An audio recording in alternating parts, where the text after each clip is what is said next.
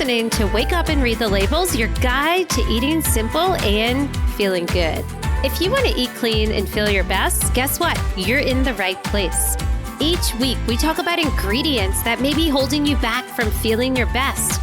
We also talk to some brands that are going against the grain and actually using real ingredients we can recognize.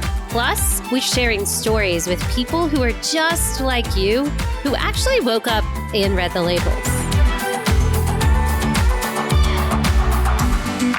Welcome to Wake Up and Read the Labels podcast. We are talking about the most controversial ingredient out there. I'm talking seed oils, you guys. This is something that we're all becoming aware of, that we're all understanding it should not be in our food.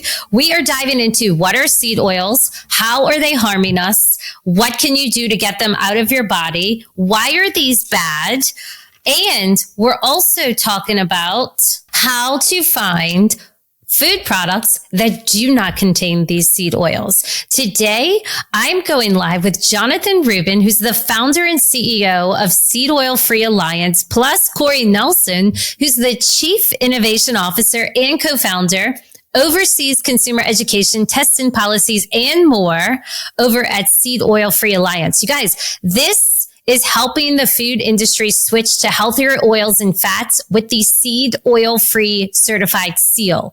It's a new third-party certification for packaged goods and restaurants backed by lab testing. Okay. Seed oils. I'm so excited to talk about this topic because people are realizing, amen, that seed oils are everywhere. It's in everything. You might be thinking you're being so healthy, getting grilled vegetables or grilled protein, and they're cooking in these oils, and it has a lot to do with our inflammation. So this amazing company, Seed Oil Free Certified, a certification program. Let's dive into exactly what are they serving, what are they certifying, what is this company, and what does it do? Thank you, Jen. Thanks so much for having us on. So we are the Seed Oil Free Alliance, and we've created the first ever seed oil free certification for packaged food companies and restaurants. And a big part of our mission is to advocate and advance the availability of seed oil free food options. And part of our certification program, we've created the first ever seed oil free standards, which serve as guidelines for brands applying for our certification process. Okay. So you say for restaurants, people are going to be able to go to a restaurant one day and see that an item does not contain seed oil. Is that what I'm understanding? Jen, our guidelines actually apply to the entire restaurant. So it's even better than that. They'll walk in and either see as they walk in on the door or on the menu that the restaurant has our seal, which I should add looks like a droplet that says the words seed oil free certified inside of it. It's very distinctive. And that means that the restaurant has agreed with us, like in a legal contract, that they are not using any seed oils in their cooking oil. And depending on the nature of that certification for the restaurant may not have any seed oils whatsoever. And we do also lab test all of the oils that that companies that we certify use for purity. So that's another way that consumers can be entirely confident that there are no seed oils used in those certified establishments.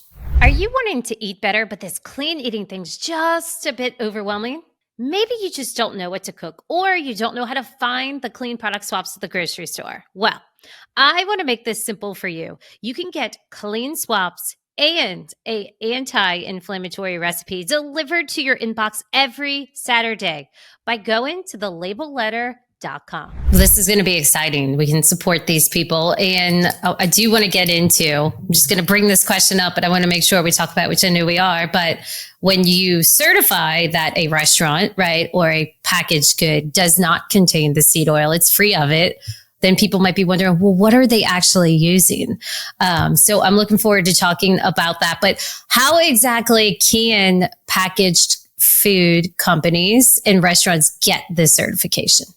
Well, we're a digital first company, so they can go to our website, which is seedoilfreecertified.com, check their eligibility. We have a checklist of different ingredients that are used in foods, and those include allowed and disallowed ingredients. So anyone applying for that check eligibility should make sure that they're checking all of the ingredients that they actually use.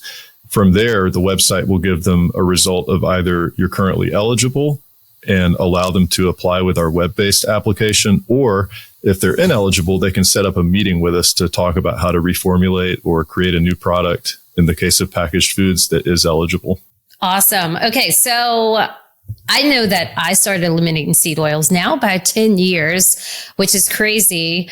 I just started realizing when I read the labels, when I saw a seed oil, it was often associated with other bad ingredients on the package. You never saw, it's rare that you see a clean ingredient and then a seed oil. It's usually this long list. So what made you guys, Jonathan and Corey, interested in eliminating seed oils?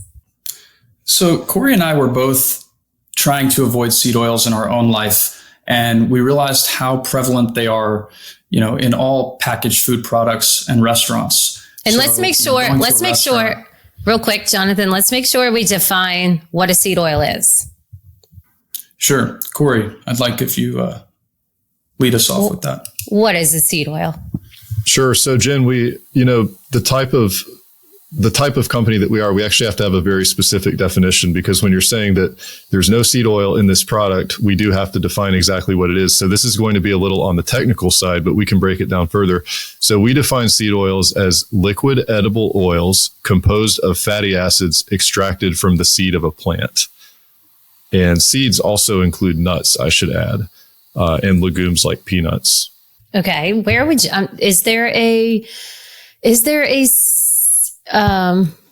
you said seed oil. It comes from nuts, and where else you said? Seeds. Seeds. So, rice bran oil is the outer part of the seed. The, soybeans are a legume, very common seed oil. Corn oil, anything that you can grow a plant from, which is a seed, which also includes nuts. Any oil that's extracted from a seed is a seed oil. Okay. And so these are the oils we want to avoid, correct? Correct. Well, we have a list of what we call 10 high concern seed oils. Let's dive into those. Sure. So those are the most common. The top 3 most common in the food supply in the U.S. are soybean oil, corn oil, and canola oil. In Canada and Europe and the UK, canola oil tends to be the most common, but essentially in most parts of the English-speaking world, those are the top 3 most common seed oils. And there are 7 others that we also categorize as high concern when they're used in restaurants or in foods. And those are sunflower oil, peanut oil, grape seed oil, safflower oil, rice bran oil, cottonseed oil.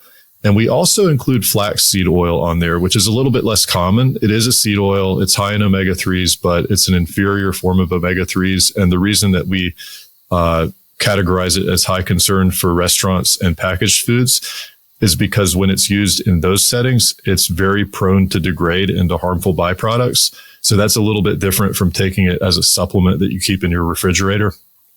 And those are the 10 high concern seed oils. Okay. So these are the oils you guys want to avoid. Do you know, curious, why is corn, canola, and soybeans so prevalent? Why do we see those the most? Well, it ultimately all comes down to cost and economic factors. The differences between the U.S. and other countries relate to primarily agricultural subsidies. If you look at a list of the top 4 or 5 agricultural subsidies in the U.S., corn and soybeans are crops that are heavily subsidized, which encourages their production, and it keeps the cost lower for companies that might want to make them into oils. But the reasons that companies use them are essentially because consumers are willing to buy them or have been in the past, and they're an inexpensive ingredient. So it increases your profitability if you use those over, say, olive oil or other traditional fats and oils that are more expensive. Yeah. And corn, canola, and soybean are also GMO. There's not many GMO crops actually in America. A lot of people think there's GMO wheat. There's not GMO wheat, but it is GMO canola, corn, and soybeans. So I'm glad we did touch base on that. Now, where do these seed oils turn up, and how much are people actually eating today? Well, believe it or not, the best estimate is 20 to 30% of the average American's daily calories come from seed oils. And again, soybean, corn, and canola are just far and away the most common. You would see a little bit of sunflower and peanut oil. If you look at a graph that shows consumption, anything else that you could call a seed oil or even another cooking oil is just a bare blip that wouldn't even show up on a graph compared to soybean, corn, and canola.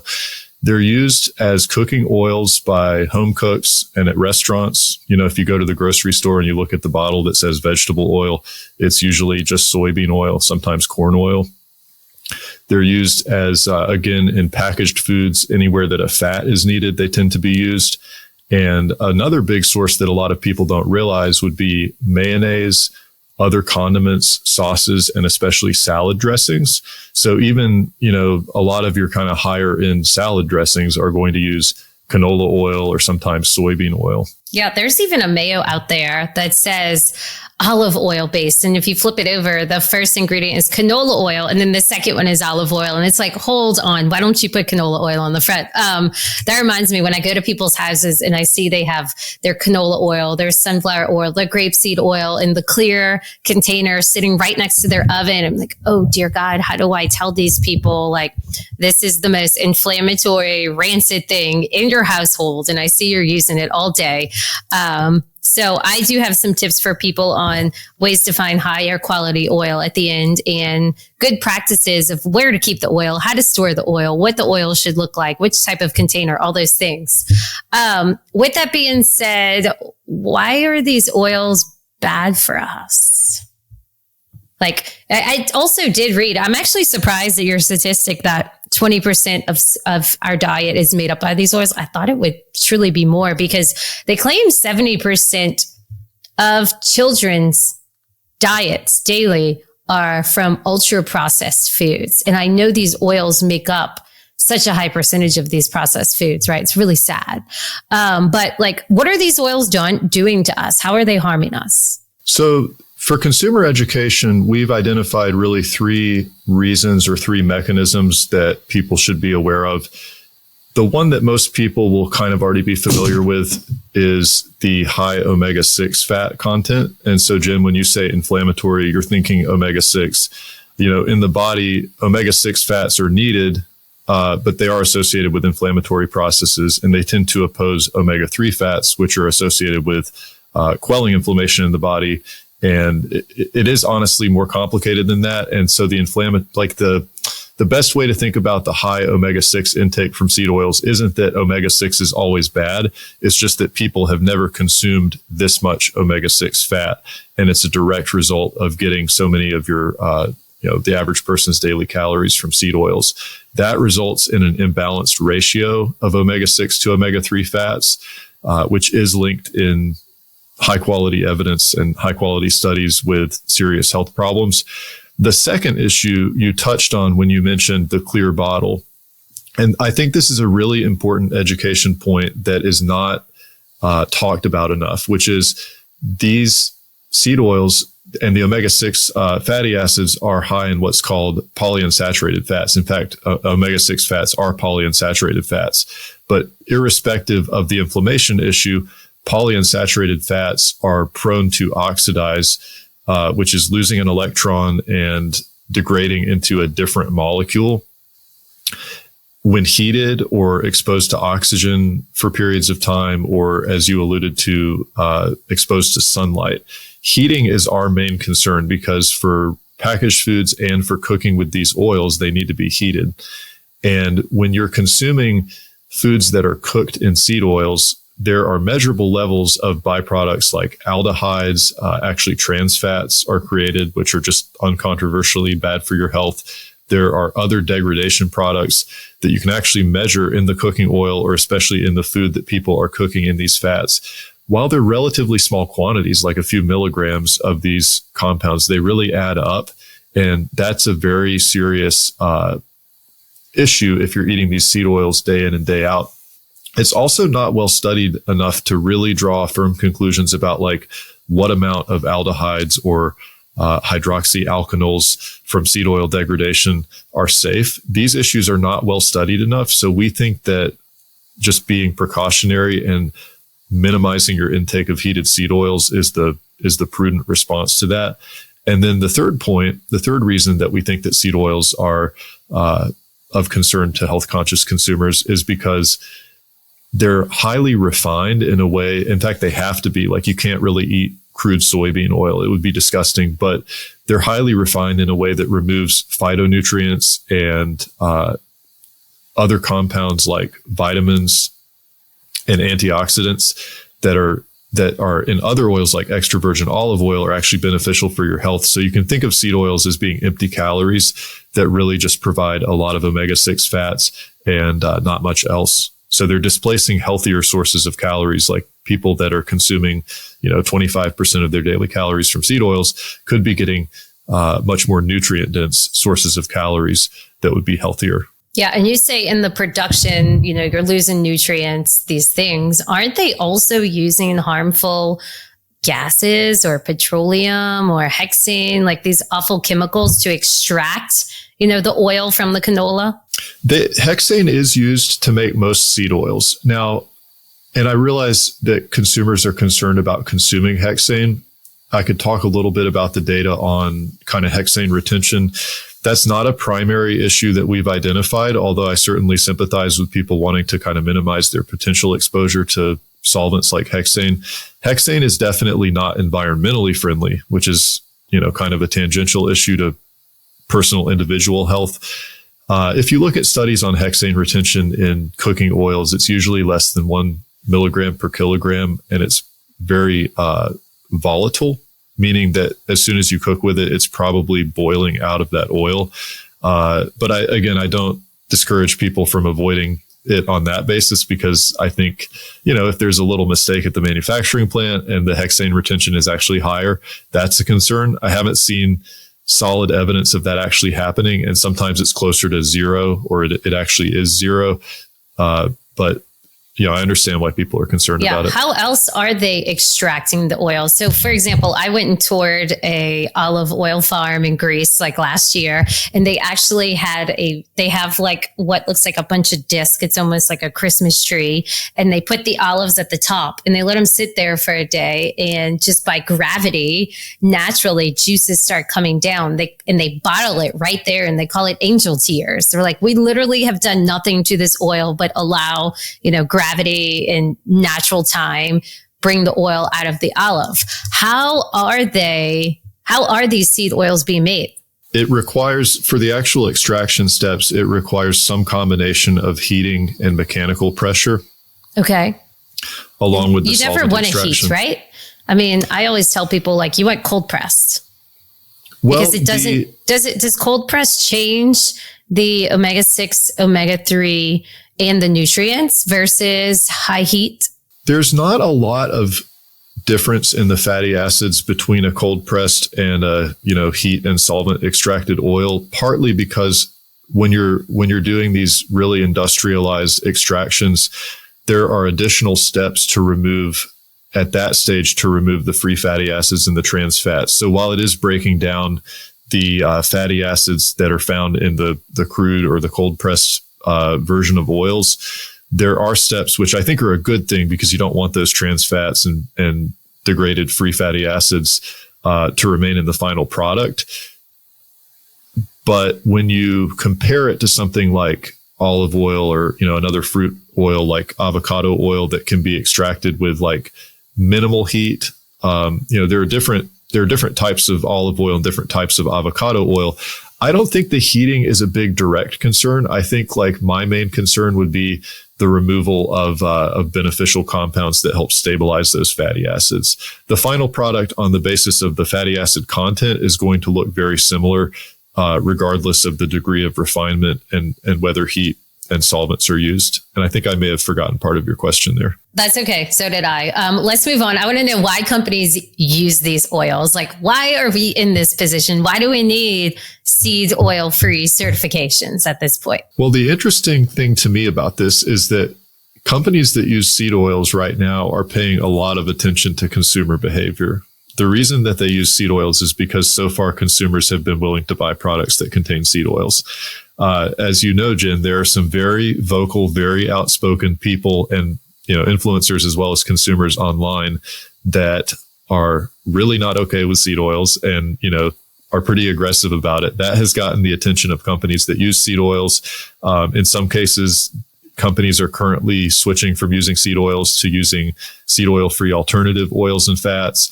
And if you put yourself in the position of a company that is proud of their product and finds out that some consumers are not okay with seed oils, I think the first question is, well, is this a temporary trend, or is it here to stay? And if it's here to stay, how do we kind of save face and figure out how to meet this demand, and at the same time not say that, the ingredient that we used to use is terrible. So I have some sympathy for companies that are feeling like they're in a conundrum there.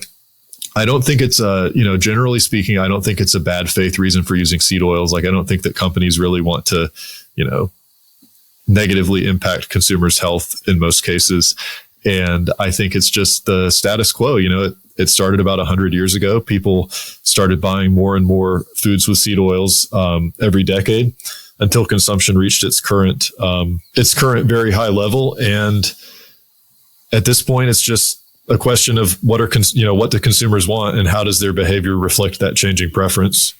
Mm-hmm. Have these seed oils that exist in these products, have they always been bad for us? Have they gotten worse over time? Or are they just in more products? They've gotten more and more common. You had mentioned that stat on consumption of ultra processed foods. So I'm not familiar with the kids' intake of ultra processed foods, but I would absolutely believe it. What you said, 70%. I know that the average American gets about 59% of their calories from ultra processed foods. And a separate stat is that the average American gets about 20% of their calories from restaurant foods. So when you think about that, consumers today are really busy. They're making choices based on convenience. Maybe in some cases, the front of label looks good. It's got a tree on it and, some green text, and it says made with olive oil. They're not necessarily they're not waking up and reading the labels. And I think it's just gotten to the point where people aren't cooking as home at much, and companies are using these inexpensive ingredients. But as to whether they've gotten worse over time, when seed oils were first introduced, you had Crisco, which is a shortening of crystallized cottonseed oil made by Procter & Gamble.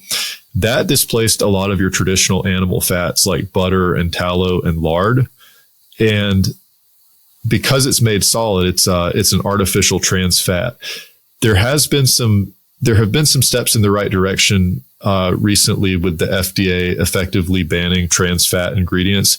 So in that way, they've gotten better. But I also think that the food industry kind of learned, hey, if we're using these ingredients and people start to perceive them as harmful, there's some risk here. So I think that's, if you look at how the online discussion about seed oils plays out, and you see a lot of mainstream publications essentially saying don't worry about seed oils, they're perfectly fine, or they're good for you. That looks a lot to me like PR funding to try to defend seed oils so that there's not another big shift like there was around trans fats. I think that in a lot of ways, I think that seed oils have always been equally, concerning as far as how we use them and how we consume them. It's really about the amount of consumption and the fact that they're heated. I think that when they first came out, there really wasn't evidence one way or the other, and they just got approved with no safety testing. And I think that where we are today, kind of what's changed is that we're better able to look at the evidence and say, there is reason for concern here. So it's not so much that their effects on health have changed. It's just that we're better able to assess evidence today and have this discussion. Yeah, I'm sure you guys, being so hyper aware of seed oils, like myself, when I went out to eat the other night with my husband and some friends, and we woke up the next morning and we look at each other, we're like, how do you feel? I just feel poisoned because I don't consume it ever. And I can immediately tell what's causing it, why I feel this way, why I look this way. And so a lot of people might not feel the effects, right? They're just inflamed. They don't know what it feels like to actually feel good. And so what are people feeling when they're consuming seed oil? Something to look for.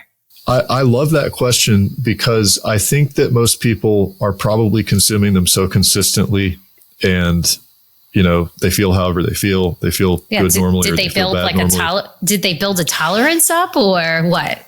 Well, the polyunsaturated fats get incorporated into your cell membranes and your body's adipose tissue. So you actually build up quite a store of these. And so just avoiding them for a day or two is not necessarily, if someone has some health condition that may be associated with seed oil consumption, unfortunately, you have to abstain for a while longer before you could potentially gauge the effects. But I know for me, I'm in kind of the same boat as you, Jen. I don't consume large quantities of seed oil. I certainly don't consume seed oils every day. I do my best to avoid them. I'm not going to hurt grandma's feelings at Thanksgiving and say, I can't eat this gravy, but I'm not cooking with them at home or eating them regularly. And if I go and eat some fried foods at a restaurant, I feel actually the same day, I feel like I have a hangover, which I think is because of the aldehyde creation. It feels like I drank way too much alcohol and I woke up the next morning and I just, my head starts to hurt. My stomach feels uncomfortable. I feel like brain fog.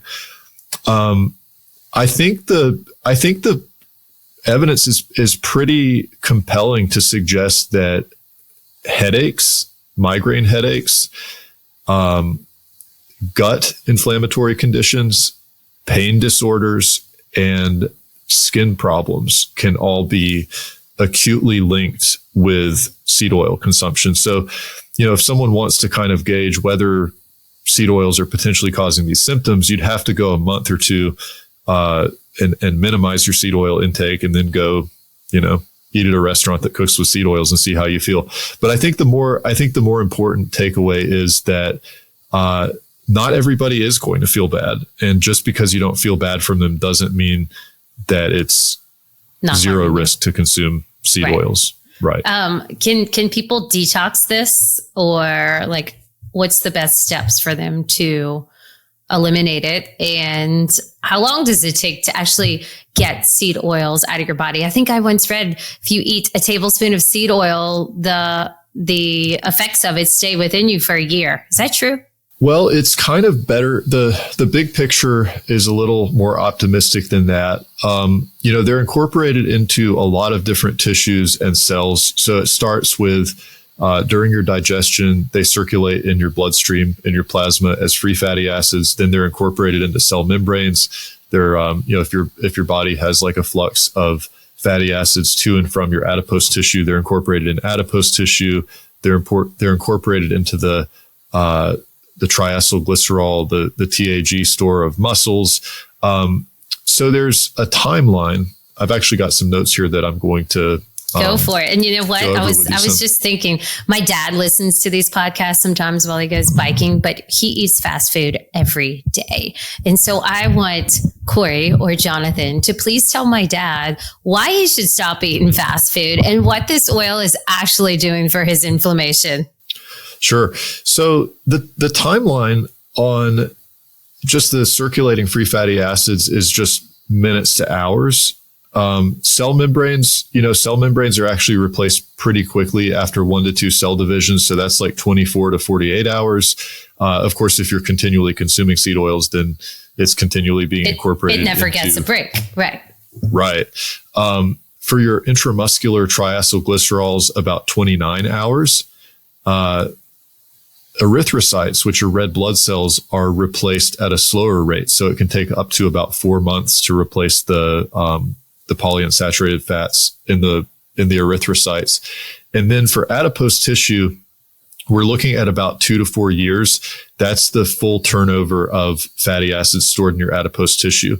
But what this means in a practical sense is that if you go about a month or two abstaining from seed oils, for the most part, certainly going down from that 20 to 30% of daily calories to as low as you can get it, it will not only reduce your levels of linoleic acid that are stored in cell membranes, but also, this is very important, reduce the levels of linoleic acid byproducts, those harmful byproducts that I mentioned, that you can consume them in foods, but your body can also create them, especially if your body is, if you have an inflammatory condition or you have a lot of oxidative stress, your body will be creating these harmful linoleic acid byproducts, circulating them. They'll be incorporated into cells. They'll alter cellular processes that would normally be healthy and potentially, skew them to a disease state.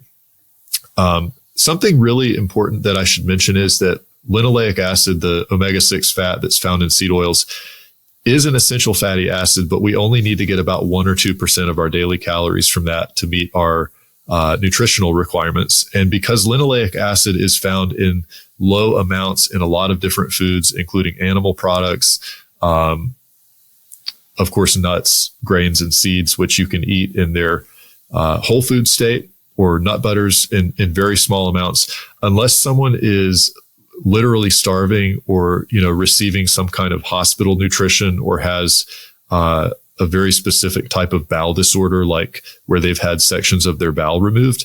It's essentially unheard of to be deficient in linoleic acid. So I think it's important to realize that you'll see people that are defending seed oils saying, well, we have to get it from somewhere.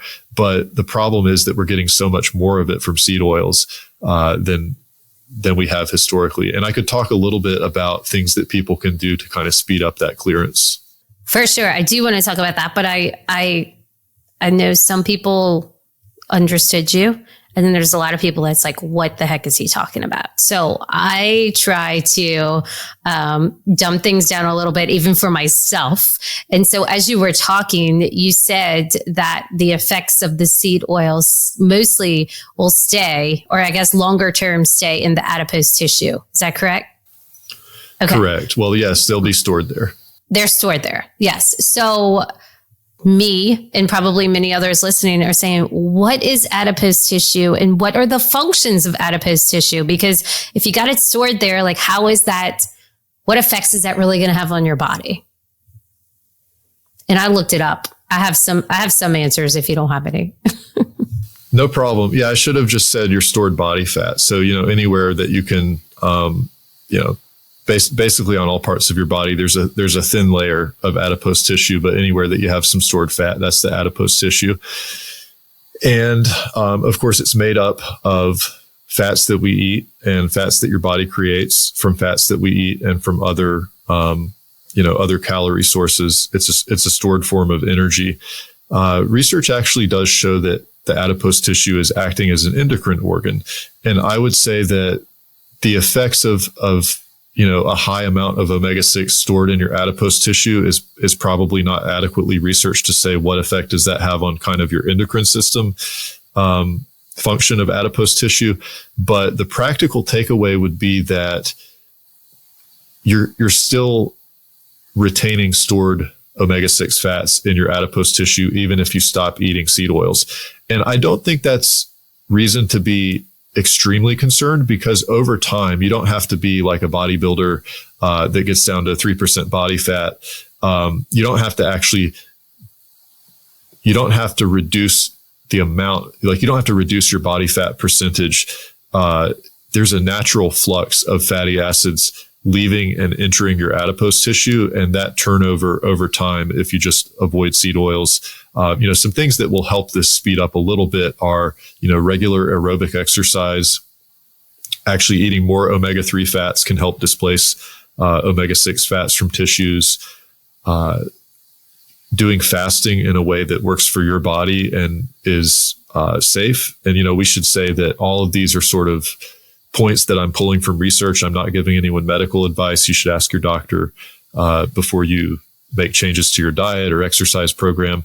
But all of the kind of the things that you would do normally that are good, healthy practices can help speed up the clearance from the adipose tissue. I think where I would be, if someone has 40% body fat and they're interested in losing that unwanted weight, I would say that, they might experience some symptoms as they shed body fat, because that body fat is being metabolized in such a way that you're releasing more linoleic acid. I don't know that there's a takeaway from that other than that's a scenario where I could think that it might come into play.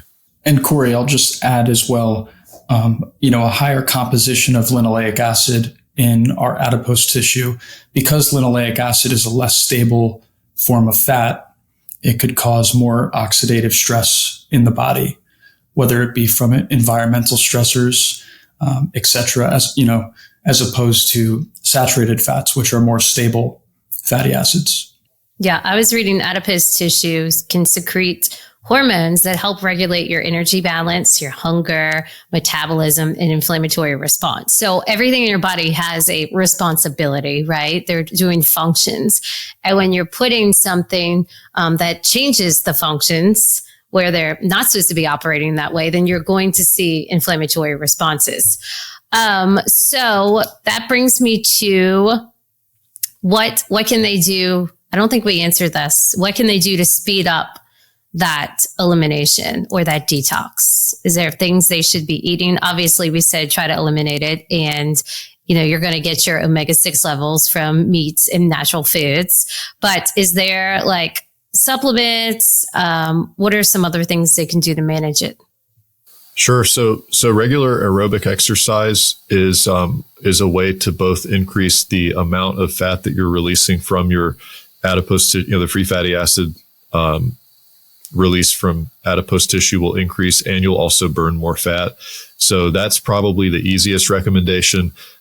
Short periods of what people call intermittent fasting, even just for 6 hours a few times a week or longer, if it suits your personal needs and your body, are beneficial, because during those times your body is running off of stored fat, and you're not eating any fat, so you're getting a little bit of a head start on getting rid of stored omega-6 fats.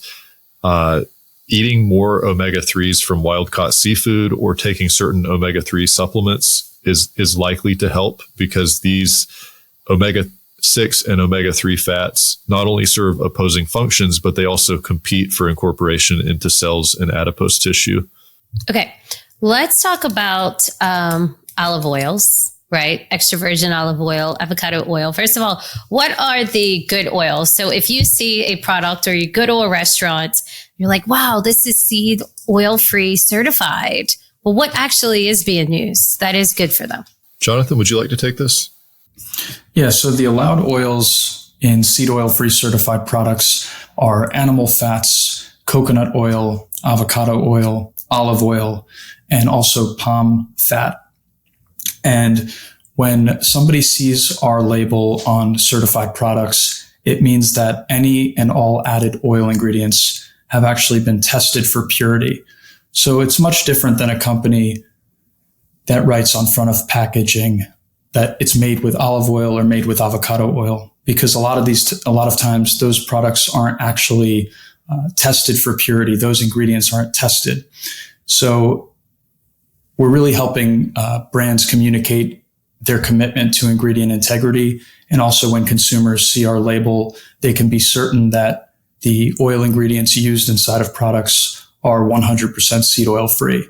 And I'm sure you've seen the influx of products coming to market that are advertising on front of packaging made with coconut oil, avocado oil, etc. So we're really bridging the gap between an influx of products coming to market using seed oil free ingredients and actually verifying that those ingredients are truly seed oil free. Okay. You said coconut, avocado. Did you say extra virgin olive oil? I wasn't Yes. sure. Okay. And you said palm oil. Palm oil as well. Yep. I want to talk about palm oil because I have people all the time. They send me a message like, Jen, this has palm oil in it. Jen, this has palm oil in it. Should I be avoiding palm oil? Is this one for like high concern, low concern? Are they going to see it a lot? You're going to go to a restaurant and they're going to be cooking stuff in palm oil. Like, where do you find that? And why is that one okay? So it's actually not a seed oil. And this is, how we categorize ingredients is a little different from making a recommendation. That being said, we think that palm oil gets a bad rap and it's somewhat unfair. It has a lot to do with the environmental impact, the perceived environmental impact, because a lot of these palm oil areas where palm oil is grown, plantations or farms, are literally cutting down rainforest or draining habitats that are essential. That's terrible, but that's separate from the effects of consuming palm oil. Your kind of typical perspective, if you read about why palm oil might be unhealthy, is going to be that it's high in saturated fat. But not all palm oils are equally high in saturated fat. Some of them are quite high in monounsaturated fat, similar to olive oil. They're not they're not equivalent, but just some palm oils do have properties that make them lower in saturated fat. We see no reason for people to specifically avoid palm oil, other than if they want to limit their saturated fat intake to a very low level. The processing, there are, again, different forms of palm oil. Some of them are more processed, some of them are less processed. One reason that we think companies should be mindful of palm oil as potentially being a good option is because of the alternatives to seed oils, it's actually one of the least expensive. And if it's not resulting in deforestation and habitat loss, it's also one of the most sustainable in the sense of like water use and land use. And there are some companies right now that make palm oil that have really good focus on sustainability and environmental impact, and also offer different forms of palm oil that are, lower in saturated fat or have other properties that are really worth considering for companies that are considering moving away from seed oils. So my message to consumers would be, palm oil is not extra virgin olive oil. Extra virgin olive oil is the most kind of evidence-backed healthy fat out there as far as, versatile fats that you can use for dressings, cooking oil. Take a tablespoon of it, if you're not feeling creative. People are scared of fats, though. I was writing this, like, people are scared of fats. So when you tell them to use these oils, you're like, oh, I'm going to eat fat. I'm going to get fat. Yeah. And, there are a lot of studies that show that a low fat diet can work for some people. Low carb keto diet that's really high in fat can work for some people. Getting an equal amount of your calories from protein, fats, and carbs works for a lot of people. That's all kind of an individual choice. I think that the interesting thing about the anti-seed oil movement or the seed oil free movement is that it has applicability to all of those types of diets. Sure does. I agree. Okay, so how does the seed oil certification differ from Whole30 or non-GMO labels? Well, I will say that Whole30 recently came out in favor of seed oil consumption. No way. They did, yeah. To be fair to them, they, you have to read up on it. To be fair to them, they did do a thorough review of evidence, and they feel that that's the best position for them. I really disagree with their interpretation of the evidence. I mean, that's a huge difference, is that, Whole30 essentially says, I don't want to misrepresent their position, but they essentially say that seed oils are benign, and because they lower cholesterol, that they're they lower cholesterol, a healthy fat choice. That's the reasoning. I mean, I tell people you can find an argument for, things are good and things are bad, and so they found why things are good, I guess. Sure. So, to be a little broader, though, Whole30 is definitely what we consider to be a lifestyle certification. So, if you follow the Whole30, then you're eating a certain way that's prescribed, and that works really well for some people. Whole30 and paleo can also, along with being kind of like lifestyle certifications, they can also function as a way for consumers to identify foods that meet certain requirements. And I see the usefulness in that. Our certification is a single issue certification, not a lifestyle certification. Like, you can't just, if you want to use dietary insights from research or from experts to achieve the healthiest diet for you, you have to do more than just avoid seed oils. And that's going to look different for different people. The reason that we focus on this single issue is because we think it's one of the most important issues today, and that there's a real need for consumer education, and also that there's an opportunity for consumers to influence companies to move away from using seed oils. And also we do lab tests in such a way that we ensure the purity of all oil and fat ingredients. And, we say that our certification is backed by lab testing, because if we just say seed oil free and we don't lab test, then we really have no way of verifying that. Mm-hmm. Okay. So what's that? You have something to say? Yeah, I think it would be helpful to share more about the adulteration issue with premium oils. Okay. Maybe Corey, you can share a little bit more for the listeners.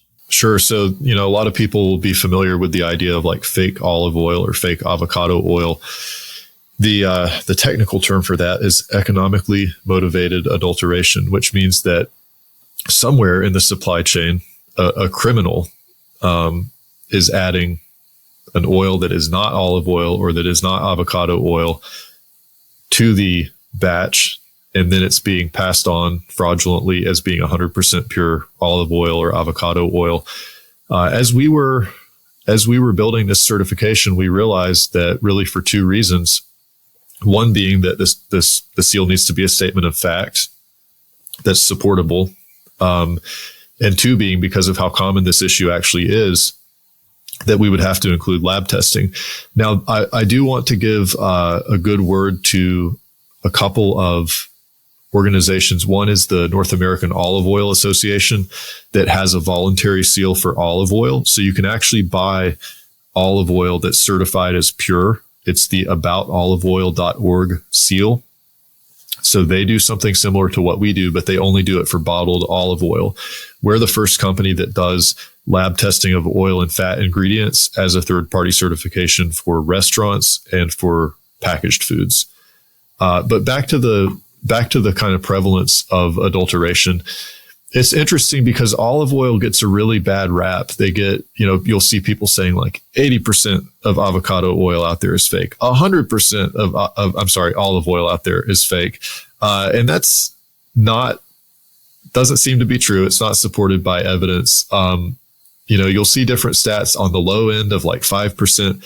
Our position is that the prevalence of fake olive oil in the U.S. is unknown because the last research that was done on it publicly was in about 2015. There were some flaws with that research. I can say that in our experience of testing oils and fats, olive oil is much less likely to be adulterated with seed oils compared to avocado oil. Now, if you look into the avocado oil research, you'll see that up to 70% of avocado oil today actually contains undisclosed seed oils. Why avocado oil? Is it easier to disguise, or is it because it's so much more money to actually use avocado oil, or both? Well, it's partly because there was a big kind of news cycle and controversy about 20 to 25 years ago, and the olive oil industry cleaned up its act. There are some other things going on with avocado oil. Really avocado oil has grown to prominence in the last 10 years or so.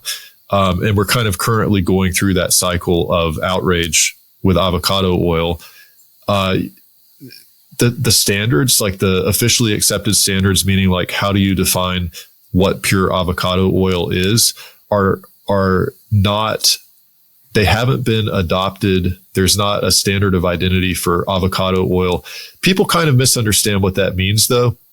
It doesn't mean that you can just say that anything is avocado oil. Like that's illegal. If you're adding, if a company is knowingly adding anything other than avocado oil to avocado oil and saying it's 100% pure, it's illegal. And the company that does that can get sued. And in fact, right now, some major retailers like nationwide grocery stores are currently involved in class action lawsuits around this because they were caught doing that.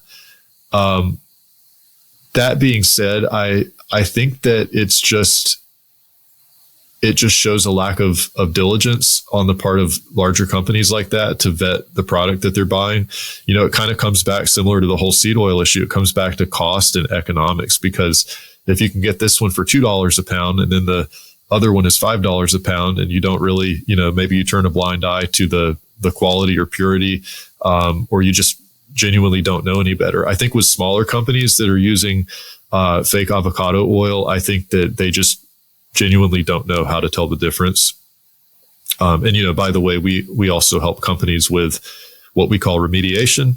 In other words, we look at the reports, we do our own tests, we look at the reports, we share the results, and if needed, we connect them with another supplier that we're not affiliated with, but that we've tested, and help them make that switch. Also, if we're working with a company and the test results come back as, an impure oil or fat, we do actually have a non-disclosure agreement with those companies, because while it might sound good for consumers if we would say like, hey, did you know that this company is using a fake avocado oil? No one would want to work with us because that would be too much of a liability. So we very much designed this process to work in favor of companies that want to do the right thing, but maybe don't know how or don't have the resources, or it can be intimidating to figure out where do you go from here if it turns out that you're using fake avocado oil. That's great. Okay. So when are people going to see this certification on the shelves? So our first brands are going to be launching the seal on product packaging in Q4 of this year.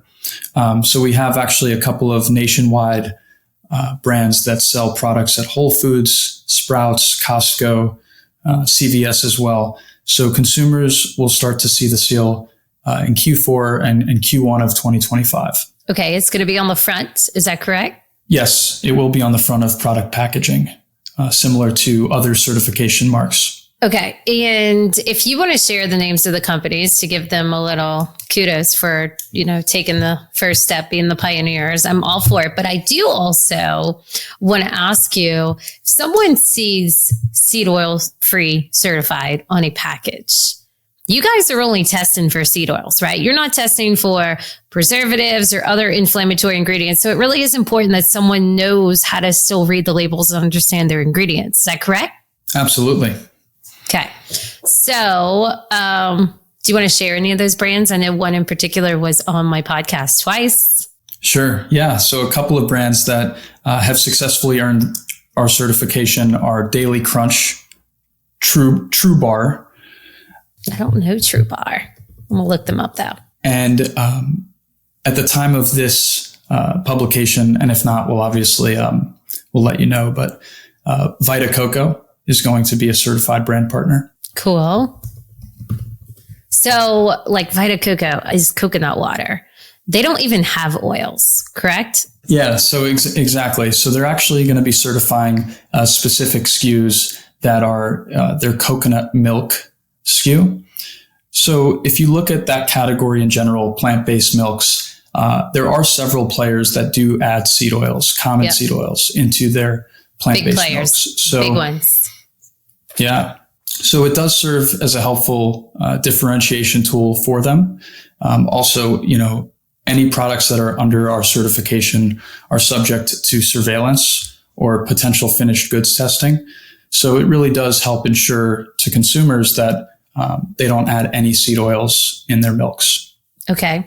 Did we share, I'm not sure if we shared how these products get certified, but if you want to talk about that, and I know I told you guys that I was going to share a list of many brands that I have had conversation with on my podcast that I know don't have any seed oils in them and would absolutely love this because they're working, these companies who are using ethical ingredients and good ingredients and trying to really put the people before the profit, right?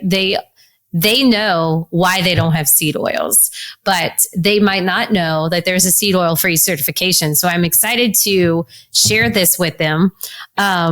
So how exactly do they go about getting this? Corey, do you want to share?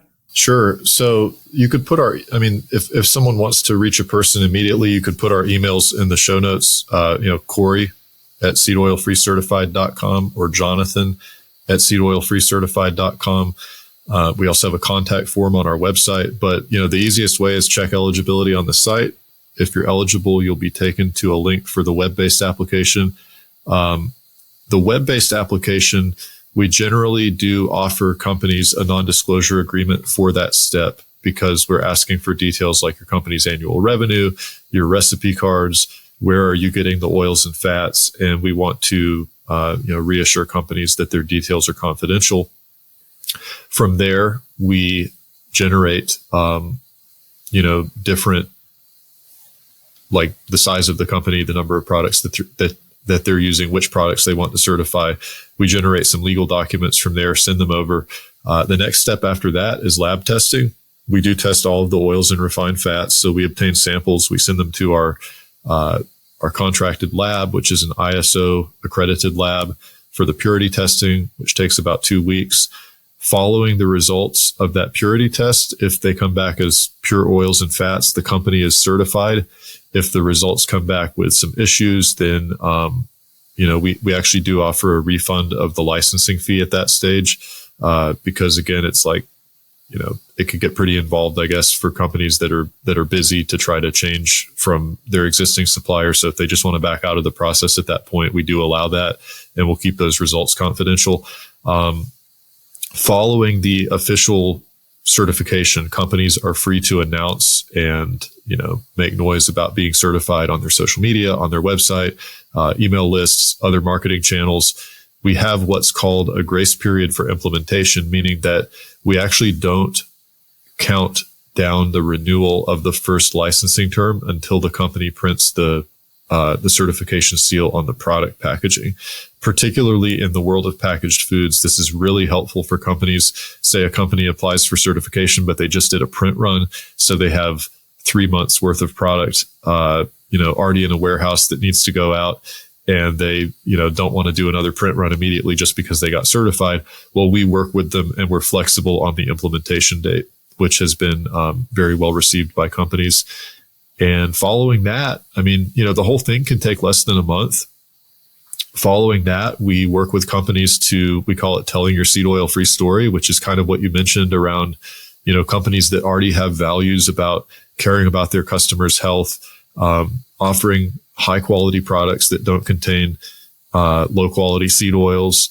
And we found too that the purity testing is a really beneficial kind of position to take or messaging to include, because, if we're talking potato chips made with avocado oil, and then a consumer reads, hey, like up to 70% of avocado oil is fake, it's very nice for companies to be able to say, not ours, it's third party tested for purity.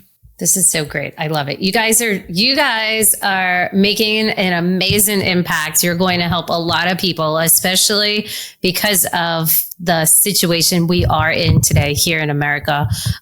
We're just the heaviest we've ever been, the sickest we've ever been. And I know that 20% of one's daily diet consisting of seed oils is definitely doing something to those numbers. So I appreciate both of you coming on today. All of your information will be linked beneath the podcast. Is there anything that you need to share? You need to talk about why you care that we did not include? I think as a closing thought, I'd just like to say that I see what we're doing as giving consumers more of a voice in this issue and making it easier for consumers that want to avoid seed oils to choose products that are seed oil free. Like I mentioned earlier, companies are, even really big companies, people that have a lot of power to influence the food industry are really paying attention to this issue. And the most important thing is consumer purchasing behavior at all levels, from a company that just started or a small, local small business, all the way up to just giants in the food industry. They all really care about how consumers are spending money and why. And we see our seal as being a tool that can amplify the power of consumer choice. For sure. I think that's great. And I was thinking, we need additive free, we need refined sugar free, we need preservative free. We just need a clean label. That means one thing, Jonathan, do you have anything that you'd like to add? So our company is the Seed Oil Free Alliance, and we've created the first ever seed oil free certification for packaged food companies and restaurants. And a big part of our mission is to advocate and advance the availability of seed oil free food options through trust, transparency, and education. And part of that, the certification program, is we've created the first set of seed oil free standards in collaboration with Dr. Andrew Weil, who's our scientific advisor for the company and an instrumental part of our organization. And what we do as a company is we license our trademarked seed oil free certified seal to qualifying brands. And part of our certification process involves third-party lab testing of all added oil and refined fat ingredients for purity. That is something that is so needed, especially with people actually waking up, reading the labels, paying attention, understanding what seed oils are doing to them, why they're harmful, and why they're, at their restaurant, why they're in all their foods, things like that. Our seal is hitting retail shelves nationwide in Q4 of this year and Q1 of 2025. And we will be in Costco, we'll be in Whole Foods, and we'll be in Sprouts with our certified brand partners that have products in those stores. 3 that I can name right now There are a lot more, but some of our brand partners, are choosing their announcement date carefully and are not ready yet. 3 that I can name right now are Daily Crunch, who's been a guest on this show. 2 times. True Bar. Yep. Good Ranchers that recently launched the first ever seed oil free chicken nugget, and they use avocado oil. So we've actually vetted that oil for purity, and one of the few brands using actual avocado oil. They're making a lot of noise. They're making a lot of noise about that seed oil free chicken nugget. People are really excited about it. So what exactly is seed oil free certified? That this sticker that's going to be soon appearing on products and also at restaurants. What is it, and what does it mean to people? It's a teardrop shaped seal that says seed oil free certified in it, and it guarantees that certified packaged goods and restaurants are free from seed oils, backed by lab testing. And companies apply for this seal by undergoing the certification process, in which they enter into a legal agreement with our company, pledging not to use seed oils and agreeing to lab test any oils and fats that are used in their products, as well as ongoing surveillance testing, meaning that we can test the products at any time to ensure that they are following through with their side of the agreement. And we have quite a list of requirements. We don't allow any seed oils, and there are also auditing processes that are involved to, keep honest companies honest. Yeah. Okay. So this is really going to help people figure out which products do or don't have seed oils, and really help them, make specific connections to their food and health. Well, Jonathan and Corey, I appreciate all the work you guys are doing. I'm so happy to have stumbled upon you and know that something like this is out there. I really think you're doing God's work. You're doing good. You're helping people so much. And this is definitely a step in the right direction for the food industry. So thank you. Thank you so much for having us, Jen. Thanks for listening to this episode of Wake Up and Read the Labels. If you like this episode, guess what? We want you to share it. We'd love that. Share it with a friend and leave us a review. You can subscribe in Apple Podcasts, Spotify, or really wherever you're listening to your podcast. For more information, visit us at wakeupandreadthelabels.com.